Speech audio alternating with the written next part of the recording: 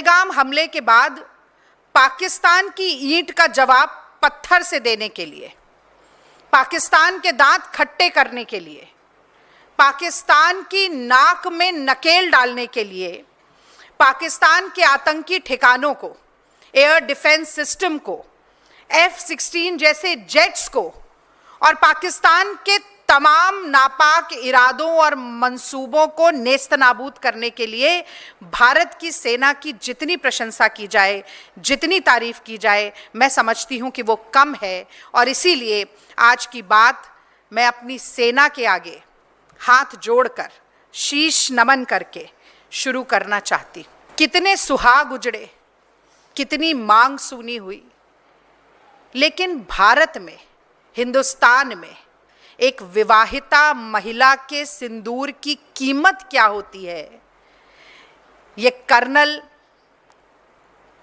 Sophia Qureshi और wing commander Vyomika Singh ने न सिर्फ पाकिस्तान को बल्कि पूरी दुनिया को दिखाया। एक ऐसा जख्म पाकिस्तान को दिया जो मुझे लगता है आज तक उसका मरहम नहीं खोज पाया है।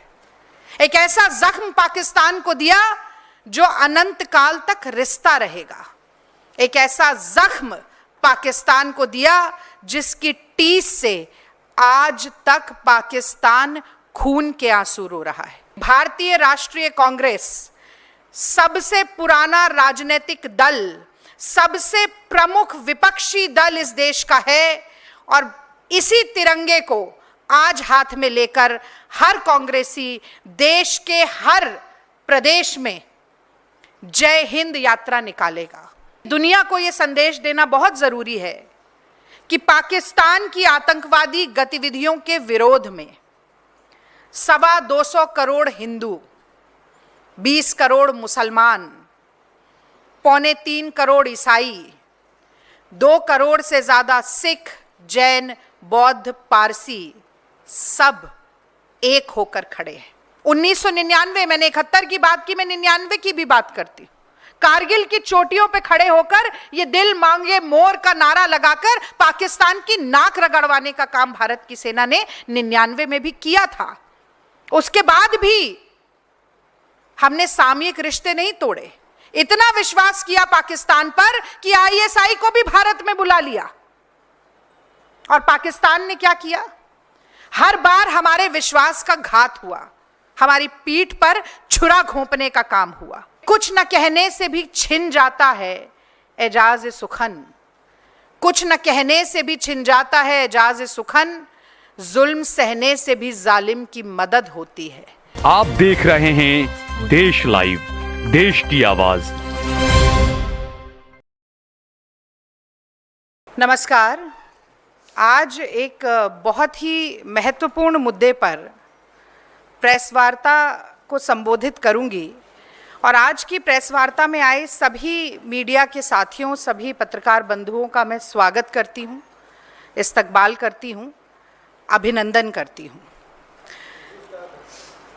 जो संवेदनशील समय आज देश में है, मुझे लगता है कि आज की प्रेस वार्ता की शुरुआत इन पंक्तियों के साथ करना लाजमी होगा कि मन समर्पित, तन समर्पित और ये जीवन समर्पित, चाहता हूं देश की धरती तुझे कुछ और भी दूं। माँ तुम्हारा ऋण बहुत है मैं अकिंचन, किंतु इतना कर रहा फिर भी निवेदन, थाल में लाऊं सजाकर भाल जब मैं, स्वीकार कर लेना दया कर ये निवेदन, मान अर्पित, प्राण अर्पित, रक्त का कण कण समर्पित, चाहता हूं देश की धरती तुझे कुछ और भी दूं। अपना सर्वस्व न्यौछावर करके देश प्रेम और देशभक्ति की भावना से ओतप्रोत भारत की जल, थल और वायु सेना लगातार शौर्य, साहस और पराक्रम में नए मानक स्थापित करती जा रही है। और आज ये प्रेस वार्ता करते हुए मैं बहुत गर्वान्वित महसूस कर रही हूं कि ऑपरेशन सिंदूर इस बात का प्रत्यक्ष प्रमाण है।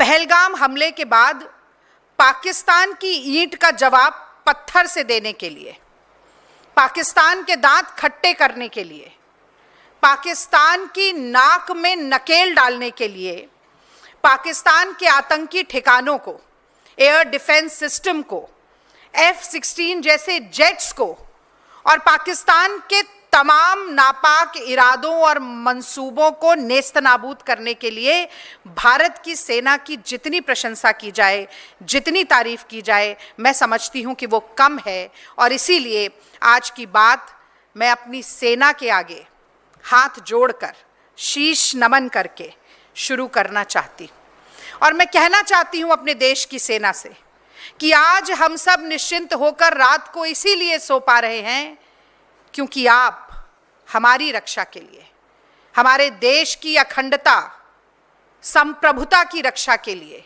अंगद की तरह पैर जमाकर सीमा पर खड़े हुए हैं। आपके जज्बे को, आपके जुनून को, आपके जोश को मैं लाखों सलाम करती हूं। और अब मैं दो बड़े प्रमुख मुद्दों पर आज की जो प्रेस वार्ता है उसे केंद्रित करना चाहती हूं।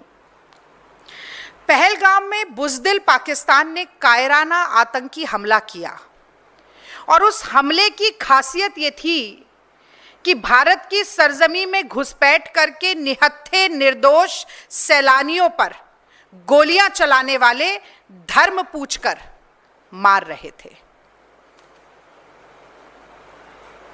कितने सुहाग उजड़े, कितनी मांग सुनी हुई, लेकिन भारत में, हिंदुस्तान में एक विवाहिता महिला के सिंदूर की कीमत क्या होती है, ये कर्नल सोफिया कुरैशी और विंग कमांडर व्योमिका सिंह ने न सिर्फ पाकिस्तान को बल्कि पूरी दुनिया को दिखाया। और मुझे गर्व है इस बात का कि न सिर्फ यह बताया कि एक विवाहिता, एक ब्याहता के सिंदूर के साथ खिलवाड़ और अपमान ये देश बर्दाश्त नहीं करेगा, बल्कि ये भी सशक्त संदेश देने का काम किया कि तुम धर्म पूछ रहे थे, अगर हिंदुस्तान का कोई एक धर्म है तो इस देश की संप्रभुता का प्रतीक तिरंगा इस देश का धर्म है। और मैं कहना चाहती हूं कि भारत मां का सपूत जब वीर गति को प्राप्त होता है तो इसी तिरंगे में लिपट कर आता है, उसकी जाति, उसका धर्म नहीं पूछा जाता। और मैं कहना चाहती हूं कि 1971 में जब भारत ने लोहा लिया पाकिस्तान से, क्योंकि पाकिस्तान की नापाक नजर भारत के तिरंगे पर आ गई थी, भारत की सरजमी पर आ गई थी, तो उसी तिरंगे का सम्मान बचाने के लिए पाकिस्तान के दो टुकड़े कर दिए गए और एक ऐसा जख्म पाकिस्तान को दिया जो मुझे लगता है आज तक उसका मरहम नहीं खोज पाया है। एक ऐसा जख्म पाकिस्तान को दिया जो अनंत काल तक रिश्ता रहेगा। एक ऐसा जख्म पाकिस्तान को दिया जिसकी टीस से आज तक पाकिस्तान खून के आंसू रो रहा है, लेकिन अपनी गलतियों से सीखा नहीं। चाहे 71 का युद्ध हो, 99 का युद्ध हो, या इस बार हमारी तरफ आंखें तरेरने की जुर्रत कर रहा पाकिस्तान हो, इतिहास गवाह है और आगे आने वाली पुश्तें गवाह होंगी कि भारत की सेना ने किस तरह से पाकिस्तान के घुटने टिकाने और नाक रगड़वाने का काम किया। तो जब तिरंगे पर आंच आती है तो हर भारतीय कैसे एक हो जाता है, ये बताना बहुत ज़रूरी है, क्योंकि 26 जनवरी और 15 अगस्त के दिन इसी तिरंगे को सलामी देते हुए, इसी तिरंगे के नीचे खड़े होकर हर भारत का निवासी जय हिंद का नारा लगाता है। और मैं फिर बहुत गर्व के साथ कहती हूं कि भारतीय राष्ट्रीय कांग्रेस सबसे पुराना राजनीतिक दल, सबसे प्रमुख विपक्षी दल इस देश का है और इसी तिरंगे को आज हाथ में लेकर हर कांग्रेसी देश के हर प्रदेश में जय हिंद यात्रा निकालेगा। जय हिंद यात्रा क्यों जरूरी है यह भी मैं आपको बताना चाहती हूं। जैसा कि आप सब लोग जानते ही हैं कि भारतीय राष्ट्रीय कांग्रेस ने यह स्पष्ट किया कि यह समय किसी भी तरह की दलगत राजनीति का समय नहीं है। और हम सिर्फ कहते नहीं हैं, हमारी कथनी और करनी बराबर होती है, उसके बीच में लेश मात्र का फर्क नहीं है।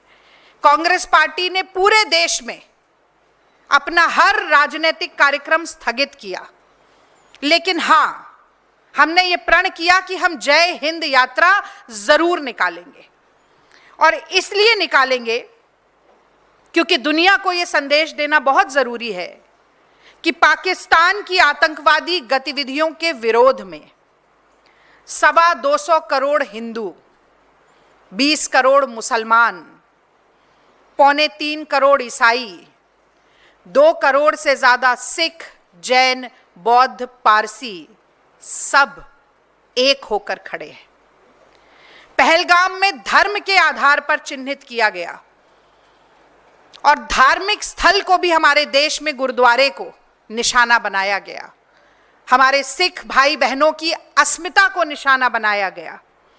ऐसे कुत्सित प्रहारों का मुंहतोड़ जवाब देने के लिए सेना दिन रात एक कर रही है, लेकिन भारत का नागरिक होने के नाते हमारा भी एक कर्तव्य है।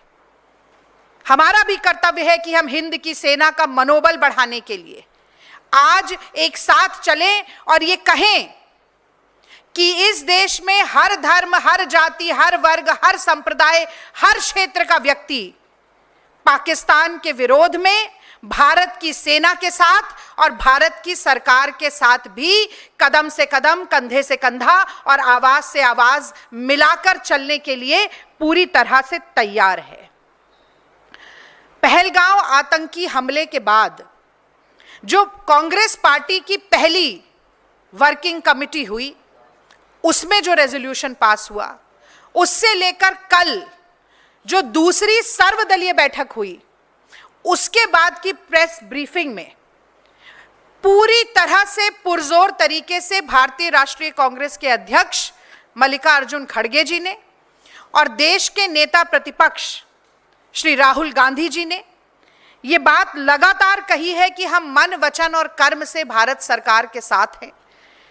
कोई भी बड़ा फैसला पाकिस्तान के विरोध में भारत सरकार लेती है तो हमारा पूरा सहयोग और पूरा समर्थन सरकार के साथ है। और आज हम इस जय हिंद यात्रा के माध्यम से इसी संदेश को दोहराने का काम करेंगे कि भारत की जो अनेकता में एकता है, वही भारत की ताकत है, वही भारत की शक्ति है और वही ताकत दुश्मनों को मुंहतोड़ जवाब देने में सक्षम है। और मैं अपने मीडिया के साथियों से भी अनुरोध करती हूं कि इस संदेश को, ये जो एकता का संदेश है, इसका ज्यादा से ज्यादा प्रचार और प्रसार हो सके। और मैं आपके माध्यम से देश की जनता जनार्दन से भी अपील करती हूं कि आज देश के तमाम कांग्रेस पार्टी के मुख्यालयों से ये जय हिंद यात्रा निकाली जाएगी, तो इसमें बढ़ चढ़कर हिस्सा लें, अपनी सेना और अपनी सरकार का मनोबल बढ़ाएं और उनका साथ दें। और अंत में मैं थोड़ी बात करना चाहती हूं, जो हम कहते हैं last but not the least, Poonch के बारे में। मैं ध्यान आकर्षित करना चाहती हूं पाकिस्तान की कुत्सित और गलीज हरकतों के बारे में। हमारी सरहद को पार करके 200-250 किलोमीटर भारत की सीमा के अंदर घुसपैठ करके पहलगाम के निहत्थे निर्दोष पर्यटकों को गोलियों से भून डाला गया। जवाब में सेना ने ऑपरेशन सिंदूर किया, लेकिन पाकिस्तान के किसी आम नागरिक को निशाना नहीं बनाया, बल्कि पीओके के 9 आतंकी ठिकानों को, जहां पर दहशतगर्दों को पाला जा रहा था, उनकी ट्रेनिंग हो रही थी, उन्हें असलो बारूद से लैस किया जा रहा था, आतंक को पाला और पोसा और परोसा जा रहा था, ऐसे ठिकानों पर हमने प्रहार किया और उन्हें ध्वस्त करने का काम किया। और इस नापाक मुल्क की आप बेशर्मी और बेहयाई देखिए कि मसूद अजहर के खानदान के 10 लोग मारे जाते हैं इन आतंकी ठिकानों में, उसके 4 साथी मारे जाते हैं, और पाकिस्तान की पूरी सेना आतंकवादियों की मैयत पर मातम मनाने और मरसिया पढ़ने पहुंच जाती है। इनकी बेशर्मी और बेहयाई देखिए कि स्टेट फ्यूनरल दिया जाता है आतंकवादियों को, और मैं समझती हूं कि यही करना अपने आप में संपूर्ण सबूत है that Pakistan is a terror state. लेकिन इस पर भी पाकिस्तान रुकता नहीं है। फिर कहूंगी कि इस नापाक मुल्क की बेशर्मी और बेहयाई देखिए कि आतंकी ठिकानों पर हमारे गोलाबारी के बाद वो भारत के निर्दोष और निहत्थे, फिर से एक बार कह रही हूं, निर्दोष और निहत्थे भारतीयों पर, कश्मीरियों पर और छोटे छोटे बच्चों पर गोला बारूद बरसाते हैं, कत्लेआम करते हैं, इंसानियत को शर्मसार करते हैं और कहीं ना कहीं पूरी दुनिया के सामने ये सिद्ध करते हैं कि पाकिस्तान एक आतंकवादी देश है, आतंक को पालता और परोसता है। ये केवल आरोप नहीं, ये सच्चाई है और ये वस्तु स्थिति है। और मैं ये भी कहना चाहती हूं कि बार बार पड़ोसी मुल्क होने के नाते हमने पाकिस्तान के साथ डिप्लोमेटिक रिलेशंस रखे, सामयिक नीति हम बनाते रहे। 1999, मैंने 71 की बात की, मैं 99 की भी बात करती। कारगिल की चोटियों पे खड़े होकर ये दिल मांगे मोर का नारा लगाकर पाकिस्तान की नाक रगड़वाने का काम भारत की सेना ने 99 में भी किया था। उसके बाद भी हमने सामयिक रिश्ते नहीं तोड़े। इतना विश्वास किया पाकिस्तान पर कि आईएसआई को भी भारत में बुला लिया। और पाकिस्तान ने क्या किया? हर बार हमारे विश्वास का घात हुआ, हमारी पीठ पर छुरा घोंपने का काम हुआ। पुंछ में आम कश्मीरियों को मौत के घाट उतारकर, हमारे गुरुद्वारे को निशाना बनाकर, हमारे सैन्य ठिकानों को निशाना बनाकर, और एक बड़ा गंभीर विषय है कि F-16 जेट का भारत के खिलाफ प्रयोग करके, ये वो जेट है जो अमेरिका ने पाकिस्तान को केवल इस शर्त पर दिया था कि आतंकवादी विरोधी गतिविधियों में ही मात्र इसका प्रयोग किया जा सकता है। ऐसे जेट का भारत के खिलाफ प्रयोग करके मैं समझती हूं कि आज दुनिया को ये दिखा दिया है कि आतंक के खिलाफ एक लोकतांत्रिक मानवतावादी देश भारत का क्या रुख है और आतंक का पोषण करने वाले पाकिस्तान का क्या रुख है। और यही कारण है कि कहीं ना कहीं दुनिया के तमाम जो देश हैं वो आज भारत के साथ खड़े होने के लिए धीरे धीरे तैयार हो रहे हैं। और मैं ये मानती हूं कि कुछ न कहने से भी छिन जाता है एजाज सुखन, कुछ न कहने से भी छिन जाता है एजाज सुखन, जुल्म सहने से भी जालिम की मदद होती है।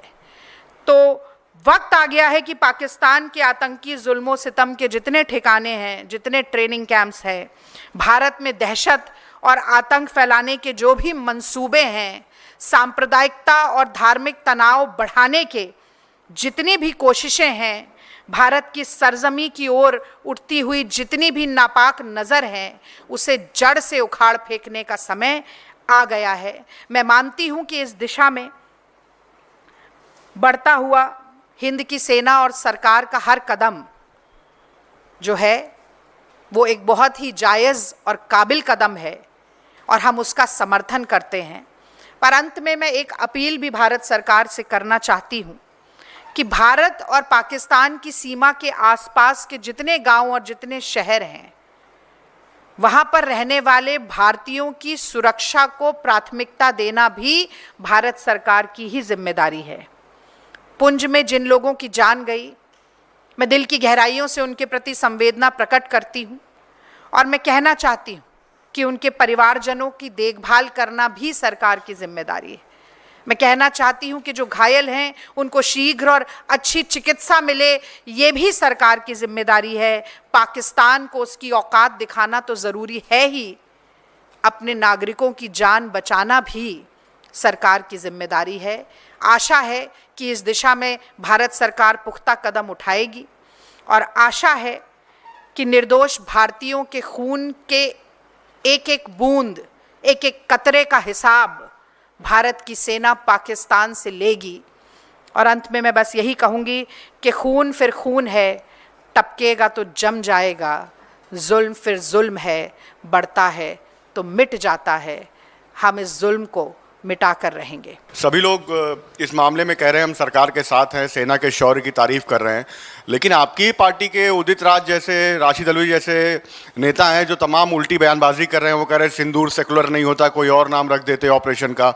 तो इस तरह के बयानबाजी को रोकने के लिए कुछ करेंगे आप लोग? देखिए, शायद आपकी जानकारी से ये बात आपकी जानकारी में आई ना हो। उदित राज जी ने अपने वक्तव्य को वापस ले लिया है और उन्होंने कहा कि जिस मंशा के साथ ये बात कही गई, शायद उसके इतर उसे बना दिया गया। देखिए, भारत में सिंदूर का एक अपना महत्व है। उसको केवल एक धर्म विशेष के साथ जोड़कर ऐसे संवेदनशील समय में देखना मैं समझती हूं कि ठीक नहीं है। और जब कांग्रेस वर्किंग कमेटी ने अपने रेजोल्यूशन में ये बात लिखी कि हम भारत सरकार के हर फैसले के साथ खड़े हैं, तो मुझे लगता है कि उससे इतर, उससे आजू बाजू किसी भी तरह की बयानबाजी नहीं होनी चाहिए। ये बात कांग्रेस के शीर्ष नेतृत्व ने बार बार दोहराई है। और अगर आपके संज्ञान में हो, एक डायरेक्टिव, एक लेटर, एक चिट्ठी के जरिए एक डायरेक्टिव भी इशू किया गया कि कोई भी व्यक्ति अगर कांग्रेस वर्किंग रेजोल्यूशन के खिलाफ जाकर कोई बात कहता है तो उस पर सख्त से सख्त कार्रवाई की जाएगी। मैं समझती हूं कि न सिर्फ हमने कहकर बल्कि लिखित रूप में भी और करके भी ये दिखाया है कि हमारी मंशा में और कथनी करनी में कोई फर्क नहीं है। और जहां तक ऑपरेशन सिंदूर की बात है, मैंने अपने शुरुआती वक्तव्य में भी ये कहा कि हर विवाहिता महिला के लिए सिंदूर एक अमूल्य चीज़ है।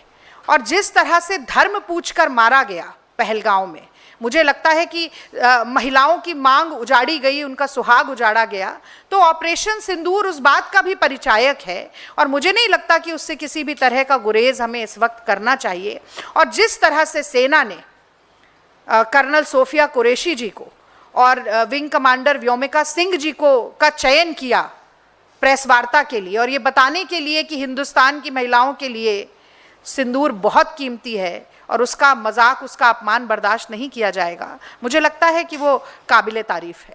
IMF की मीटिंग है और उसमें पाकिस्तान को लोन देने की बात भी, क्योंकि पाकिस्तान ये सबसे रिक्वेस्ट कर रहा है विदेश कई देशों से कि हमें एक लोन दिया जाए, और IMF की मीटिंग है, उसमें आप क्या कहेंगे उन बोर्ड मेंबर्स? देखिए, हमने तो इस बात को पूरी तरह से बहुत ही स्पष्ट रूप से कहा। मुझे लगता है मुझसे पहले भी एक प्रेस कॉन्फ्रेंस हुई जिसमें हमारी एक प्रवक्ता ने इसके ऊपर पूरी बात बड़ी साफगोई के साथ रखी कि हम नहीं चाहते हैं कि ये लोन पाकिस्तान को दिया जाए, क्योंकि इस वक्त ऐसे संवेदनशील समय में जब भारत और पाकिस्तान युद्ध की कगार पर खड़े हुए हैं, पाकिस्तान को कोई भी आर्थिक मदद अगर IMF करता है तो हमें मालूम है कि उसका इस्तेमाल किस लिए किया जाएगा। और पाकिस्तान हमेशा दहशतगर्दी को बढ़ाने के लिए, आतंक को बढ़ाने के लिए, आतंकी ठिकानों को स्टेट ऑफ आर्ट टेक्नोलॉजी प्रदान करने के लिए ही इस तरीके के लोन का, इस तरीके के पैसे का उपयोग करता रहा है। ये बात किसी से छुपी नहीं है। और जैसा कि मैंने आपसे कहा कि F-16 जहाज का भी, जैसे केवल आतंकवादी गतिविधियों को रोकने के लिए प्रयोग किया जाना चाहिए था, अमेरिका से लेकर, इसके खिलाफ भी मुझे लगता है भारत सरकार ने शिकायत की है, अमेरिका से लेकर भारत के ही खिलाफ उपयोग किया जा रहा है। तो ये मुझे लगता है IMF के संज्ञान में है और भारत सरकार को पुरजोर तरीके से इसका विरोध करना चाहिए, अंतर्राष्ट्रीय समर्थन भी लेना चाहिए, ताकि पाकिस्तान को एक एक पाई का मोहताज बना दिया जाए और किसी भी तरह से कोई भी आर्थिक मदद पाकिस्तान को इस वक्त ना नसीब हो।